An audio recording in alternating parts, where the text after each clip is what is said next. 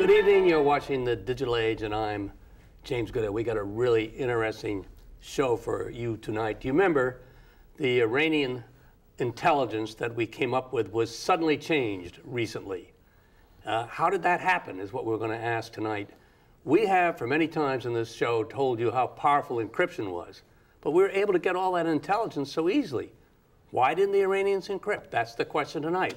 And joining us tonight to discuss that question is Kim Taipale, who is Executive Director of the Center for Advanced Studies, and Tom Lipscomb, who is Senior Fellow, Infotech and Telecom, the Heartland Institute. Thank you guys for joining me. Now we're going to start this show by taking a look at a clip from Mary Jo White, who is the former U.S. Attorney for the Second Circuit here in New York, who successfully prosecuted terrorists, and with Mr. Scheuer, who is known as Mr. X of the CIA. And we're asking the same question: how powerful is encryption? In the trial, public sources indicate that you were able to get some stuff out of the computer, or not all of it. I can't remember. Can you? Yeah, this was the computer. This was the computer they got in Pakistan when they apprehended him, I think, or in Manila, one or the other. Doesn't matter where. But it was his computer used to plan the Bojinka plot, which is the Manila air plot, and much of it was encrypted. His communications were encrypted. To this day, as far as I know, some of it still is, and certainly at the time of the trial, some of it still is encrypted? As far as I know, and I'm virtually certain that's the case. It certainly was the case at the time of the trial. We couldn't break the code. I've been talking about what you've been talking about for years on this show, and I have had code experts on, and I've had Daniel Benjamin on, and I've said to him, it's my judgment, just as a citizen sitting here, you know, being Sherlock Holmes, that the encoding ability of terrorists is new because no one's had that coding ability in the past. It comes from multiple sources. That's to say we have one code. Yes. You know, in the World War II from the Russians, one code from the Germans. Now we have multiple codes. And I've had a really large, you can't answer this question, but because you shouldn't, but a major question in my mind whether we can break those codes. But what you've just said, it seems to me a compromise reaction to my point, which is it's going to take time to break them. Yes, it takes, as I understand it, and I don't know very much about it, it takes tremendous computer time on the Craig computers. Yeah. And there's an opportunity cost. If you devote everything to one thing, you lose something else. You ran two public companies that were based on encryption. You have had a top secret classification, -crypto. I mean, you're practically a crypto expert here. How powerful is cryptology in today's world? It's tremendously powerful, and it's tremendously underutilized. And the irony is, imagine the Persians, who were the home of some of the best mathematical encryption for many years, not using encryption on some documents this sensitive. On the other hand, it's interesting, nation states are sloppy, but little guerrilla bands are pretty damn good at it. Thank you, Tom. Well, let's start this story. What hit the headlines recently was we had a complete turnaround in the intelligence world between deciding on one hand that Iran was building a warhead, atomic warhead. We know they have a nuclear program. And that governed us for the last couple of years. Then all of a sudden, we changed our mind. So I think to start the story, we really ought to begin in 2004. And the reason we want to begin there is that that time, apparently, we discovered, were given, whatever, a computer that described the fact that Iran was, in fact, thinking about inventing a warhead. In other words, becoming a real nuclear power, not just being there for peaceful purposes. And on the basis of that, in some part, we decided to have the policy that we had to subsequently reverse. Now, my question is, in light of what Thomas said, in light of what we just saw, how can it be that that computer, which I'd like to get your view, it seems to me it's quite central. All our views are just based on deduction, so who knows? I don't know any more than you do, actually, or anyone else, but I'm trying to deduct it. My question to you is, why didn't the Iranians encrypt that? Well, first of all, it's not clear that they didn't. We don't know if it was encrypted or not. Yeah. I think Tom is right that encryption is very powerful and people don't use it a lot, but encryption is not security. It's not information security. Encryption is one component of security, and you really have to look at the threat model against what the particular information you're trying to protect, and also the security policy that governs that. So the problem with saying encryption is like saying bank vaults. We have bank vaults, so why is cash stolen? Well, cash is stolen because you have to use it, and sometimes it has to come out of the bank vault. Information has to come out of encryption at some point to be used. So the fact that a particular, in this case, I believe that the PC that you're referring to belonged to Iranian Atomic Energy Commission scientist, the fact that a mid-level scientist on his personal computer had files that were not encrypted does not seem surprising to me. Why not? Well, you remember. I mean, here he must have. I mean, there's lots of ways to look at this, and I'm going to ask Tom whether he thinks this thing's a setup.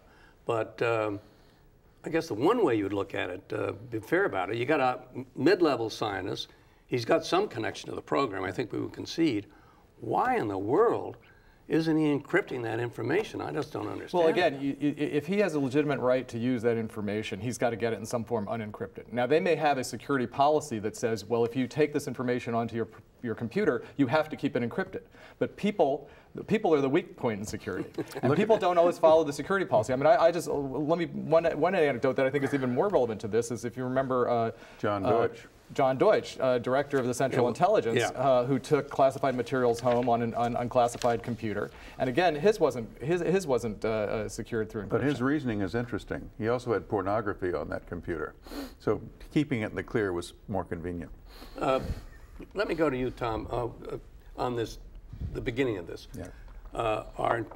Seems to me our foreign policy was based in some respects on this computer. Kim said it may have been encrypted. I got two questions to you. If you were to just make a judgment. One, do you think it was encrypted?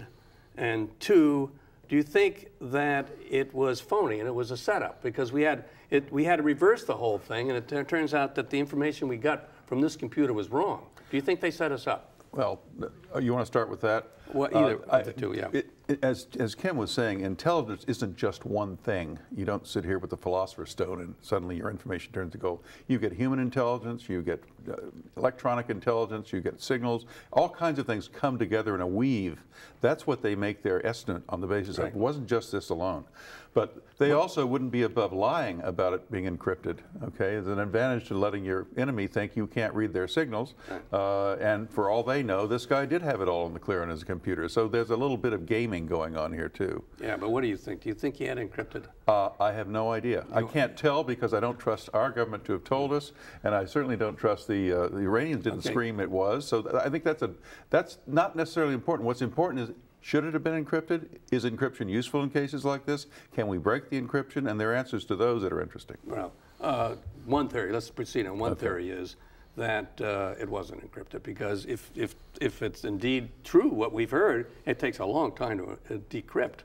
Well, on average. That depends on what encryption you're using. Oh, whatever encryption. Oh, whatever. Yeah. But if you don't have the key, well, what happened? You're quite familiar with an interesting case in Vermont, where a guy went across the border, and he had a computer, and foolishly showed the computer to the cops, and in the computer it turned out there was porno stuff. So later on, when the cops give it over to the lawyers say, let's look at it again. And the machine had encrypted the stuff again in what is known as PGP, pretty good privacy. And he said, I'm not going to turn it off. Do you remember how long the government said in that case it would take to decrypt that computer? I don't remember. 2 years. 2 years to break PGP? 2 years to break PGP. That's it's a government witness. So it seems to me, if I were to make a judgment, I don't think it was encrypted. But in any event, do you think it was a setup?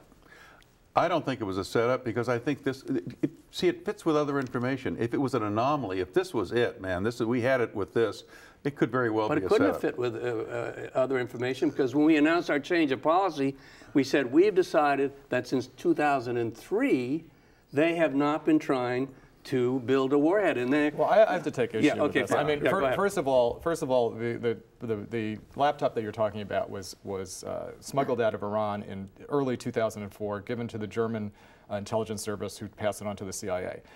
So we're talking about a computer that had data probably from 2003 and earlier on it.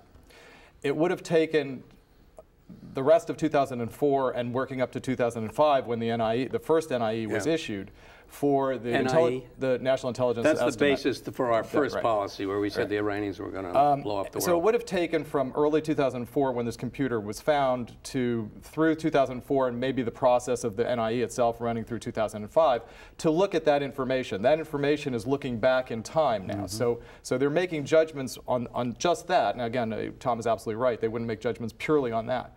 But that contextualized with other things, they're looking at information which was true in 2003. I mean, I take issue with your fact that you say that it turned out that information that policy was based on was incorrect. Well, that's not what the new NIE says. The new NIE says that it looks like that portion of the program was brought to an end at 2003, and that's completely consistent with the 2005. But why do we have it wrong then?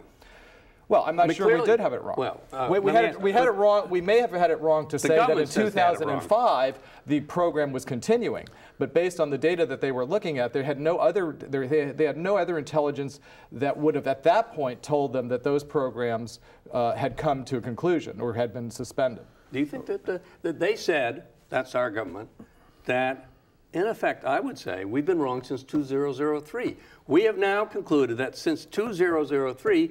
The Iranians never had the program. It's one of the great intelligence turnarounds, I would have thought, in intelligence history. Has there ever been anything like this before? I don't think it's a turnaround at all. I disagree with your premise. Fine. I'm going to see if he agrees with my premise. Do you agree with my premise? Not totally, because here's the issue, Jim. The issue basically is, number one, we don't know how much spoofing has gone on in this ridiculous national intelligence estimate being surfaced to the American people in the world. Which one are you talking about? I'm talking about the one that just came out. Oh, okay, so we got the 204 and the 206. So press releases. We have an 05 and an 07. Yeah. That's an 05 and 07. But when it went public in this latest thing, the administration lost credibility. It apparently thought it needed to make this statement. The intelligence agencies were under fire. They apparently colluded in this. How much we're all being had is something we should think about a lot in this situation. All right, so I can't get any of you to buy into my premise, but let me tell the audience what I think is one of the greatest intelligence turnarounds, failures maybe even, to tell the American public since 2003 that the Iranians are building a war, and all of a sudden they weren't. And what we're trying to do here is to figure out how it turned around. And you guys are being somewhat helpful. But look at let's move forward. Wait a minute, we're missing part of the story, which we just learned when the Israelis bombed this area in Syria, where apparently a war... This area in Syria? Well, there's an area in Syria, up near the Turkish border. Very strange air raid took place a couple of months ago. Right. Nobody seems to know what exactly was bombed. Okay, and it apparently was a fabrication plant, from best intelligence I can get it anyway. Unless the story's fabricated. Just pick up your premise. There's, just to show, there's a lot of diversion going on here. Okay, now Tom says there's a lot of diversion and a lot of sources of intelligence. And, you know, the audience sits out. The audience ain't talking about intelligence. So we're talking about secret people doing this and that. But a lot of it being intelligence, depends on intercepted communications. Now, so let's now move forward for the reason that we changed our position, okay? In the stories released to the press, which, by the way, I found fascinating that we lay out how we do our intelligence. But anyway, they laid it out, and here we are talking about it. They said, that's to say the government said, well, we've got this from humans. That's known as human intelligence. But we've also got this from intercepted communications. So if we leave out the spy part of it and look at the intercepted communications part, why weren't those communications encrypted? Well, again, I'm not sure if there were interceptions that they weren't encrypted communications. However, I need to take exception with your premise. I think that the discussions of sources and methods have at least from my reading, indicate that the change, if you will, in the 2007 NIE came about through a multiple sources, including human intelligence, which includes specifically recruited Iranian scientists under a program the CIA started in 2005 called Brain Drain, included the defection of a senior Iranian general, Asghari, in February of 2007, who evidently was working as a mole prior to that. And in each of those cases, intercepted communication could be that those people actually came out with their end of a particular communication. For instance, they could have come out with printouts of their email. Or it could have been communications this week. But let me pick up on a point, because we want to focus on encryptions. We want to talk a little bit about how it affects us in our ordinary lives too, not just Sure. But you said an interesting thing, and you said it twice, as a matter of fact. You're not sure that the material wasn't encrypted. Right. Would you be fairly sure that it was not encrypted at the level that Mary Jo White talked about at the beginning of the show, namely at the PGP level or whatever level it is? Because there are different levels of encryption. This is a question I'm trying to get at. Sure. There are different levels of encryption. Could you tell us a little bit about that? Yeah, absolutely. And I think that's an important thing for the audience to understand. I mean, people think about encryption and encryption is the end of the discussion, and somehow that equates to security, and it doesn't, of course. Every application that you use, Microsoft Word, Adobe PDF files, everything, has the ability to encrypt those files with a password. Well, all of those consumer applications like that, there are cracker programs available on the internet that can strip those out and open those. So that's encryption at one level. It may keep your cleaning lady from getting their documents off of your PC, but it's not going to stop anybody who understands that, or even a technically capable teenager these days. There are different levels of encryption, and then there are different implementations of encryption. The fact that you encrypt something at the file level, but people have access to the communication between your keyboard and that file, exposes that information. So you do have to look at it that way. Encryption is a very powerful tool to protect data at rest. Once it's encrypted and you've taken everything else away from it, then it becomes hard to unencrypt, although it's not impossible. And there are various ways to attack encryption. Again, you can attack it mathematically, which is the most difficult. I mean, most people in information security would tell you, if you're trying to break information security, that you don't attack the crypto. You attack the implementations of it, you attack the user, you attack the hardware, you try to find some other way to get around it. You know, you teach, we didn't say in the setup that you teach crypto crime. What is cybercrime. Cybercrime. No, actually, I teach. I don't teach cybercrime to people to you don't commit, tell them how to do it. Well, you're a cyber expert, and I suppose a cybercrime expert too. When the mafia is encrypting its communications, and Kim says you can't attack the crypto. What does he mean by that? You go and steal the computer if you can? You got to understand, as Kim was saying, and I quite agree, securing is a whole bunch of things. You secure the networks, you secure the individual data rest points, you secure a number of different areas. You got to get them all, or there's going to be a vulnerability. The vulnerability of small groups like what's left of the mafia or these guerrilla groups, they usually have pretty good secure stuff at one level. The other levels they're wide open on. And the other thing is, it's a lot easier to break these encryptions than you think. NASA can do amazing stuff. Well, very you disagree. Quickly. You disagree. NSA. So you disagree with Mary Jo White? You disagree with the government witness said? I don't think. In the Vermont case? I don't believe that was an accurate statement. It's hard for me to believe it. Now, but one thing it brings testified. up. You're familiar with the case. The government witness went in there and said it takes 2 years to break PGP. Let's put that in context. I'm not going to say whether or not the government is capable of breaking certain kinds of encryption. However, if they were, they are not going to, for a pornography case in Vermont or wherever this is, to blow that capability. I mean, they're not going to go into court and say, yes, we can do this, but and it takes 5 seconds.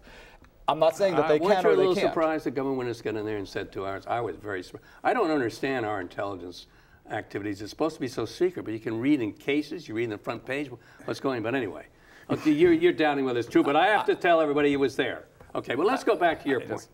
Different levels of power of encryption. Okay. We will all agree that PGP is a pretty damn difficult thing to break. You say maybe not. I'm not going to comment on particular products. You're not going to comment? No. Why not?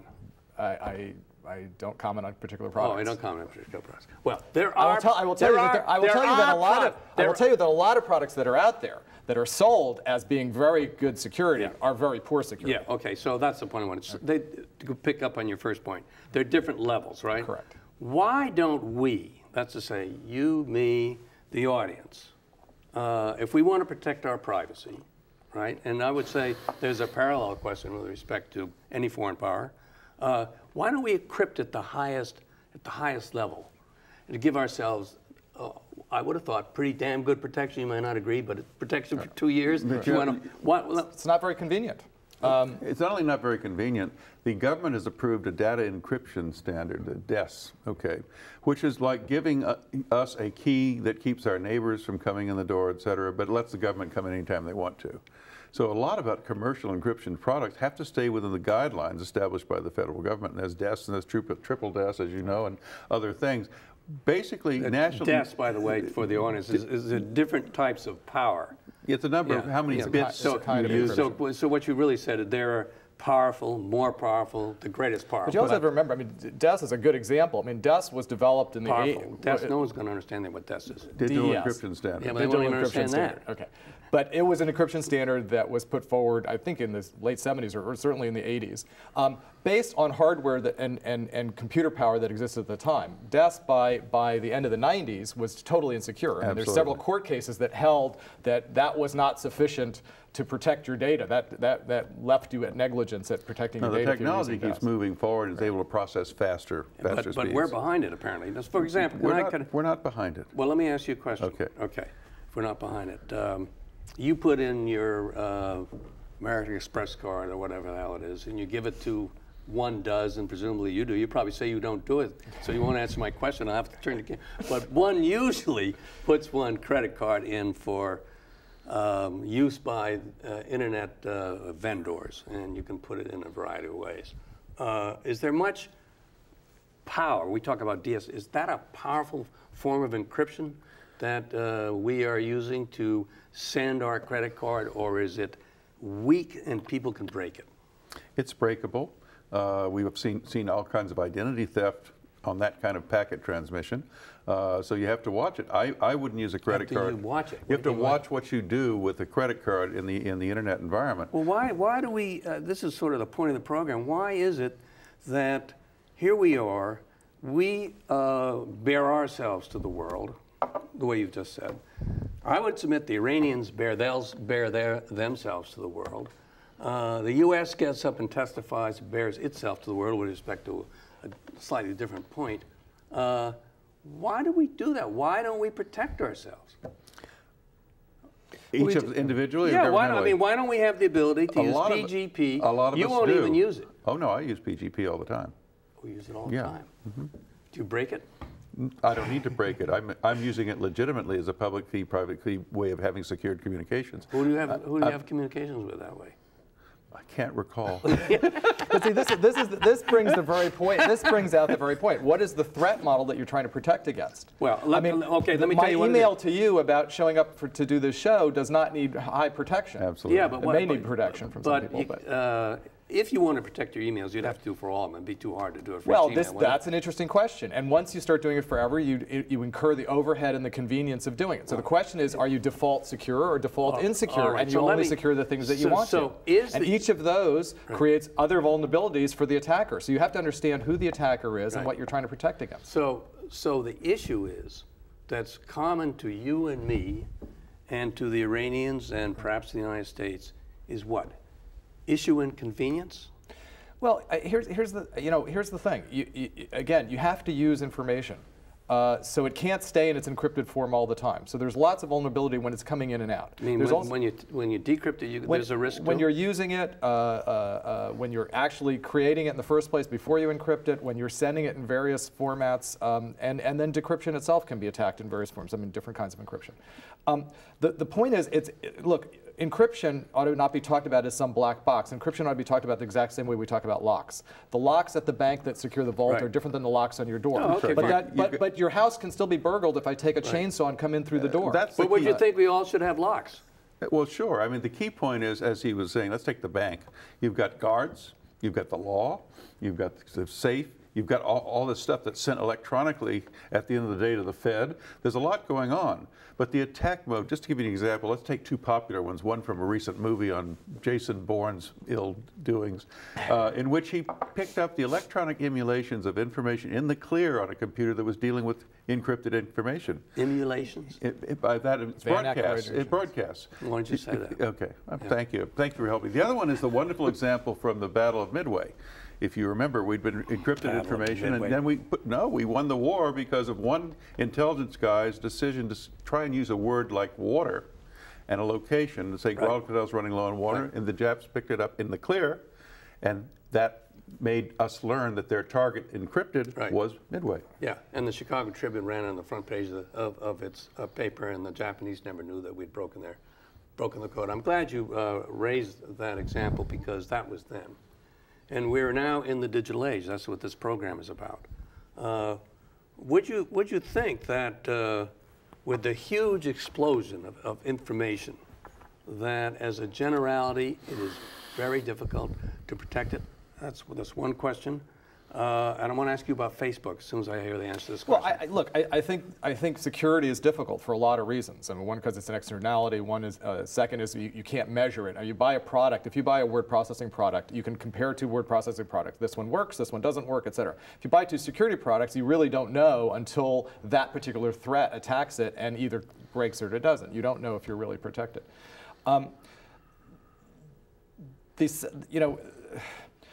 Encryption is very powerful if it's used correctly. It depends on what you're trying to protect. As I said earlier, and who you're trying to protect it against. Okay, so shouldn't we? The big issue here is privacy of ourselves, the privacy of governments with respect to their information. Now, if we go on Facebook, are you on Facebook? No. Are you on Facebook? No. I'm on Facebook. You guys are old. Get with the program. We don't need it for your reasons, Jim. What do you mean by that? I'm blushing. All right. Facebook or websites or whatever. If you want to protect your privacy, shouldn't you be taking some steps? Not only the one you're using, not to do it, but to use encryption? Short answer, because we've come to an answer. No, it's inappropriate for Facebook and things like this. So it's totally inappropriate. For that. Right. See, you can have an environment in your same computer, part of which is encrypted, and the rest of which runs in the clear. Oh, I see. So you'd decrypt part of it. I could decrypt All right, so now we come to the end. Well, which creates another problem, of right, course. We have no problems, we have solutions now, because we've come to the end. Yes. I want to ask you, Kim, why didn't the Iranians use encryption, and why don't all of us use more encryption? Well, I think the Iranians are using encryption. But it's not powerful enough. Well, no, they're using very powerful encryption. I'm sure that data in its original form at the Atomic Energy Commission is very well protected. The problem is it was on this particular personal computer and away from the security policy. The same reason that you have backup tapes falling off the back of trucks from banks who are very secure and you couldn't attack the bank, but they've dropped the backup tape off of a UPS truck. Thanks for coming by. The problem here is human beings, you agree? Absolutely. Thank you, Tom Lipscomb, for coming by. And thank you. I hope you learned something about encryption. I think you probably learned something, but maybe you are still confused. Anyway, come back next week and learn more about the digital age. For the digital age, I am James Goodale. Good night.